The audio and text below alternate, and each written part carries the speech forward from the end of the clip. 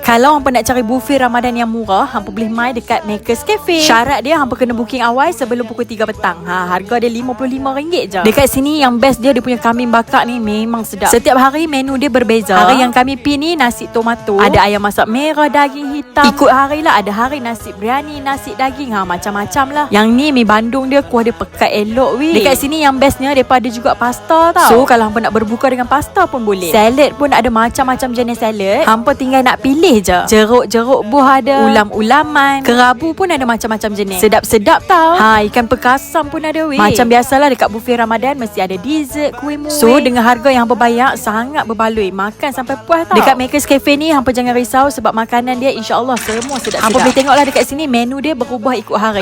Ingat tau nak dapat harga murah booking sebelum pukul 3 petang. Kalau walk in harga biasa tau. So tunggu apa lagi? Hampa jangan lupa singgah.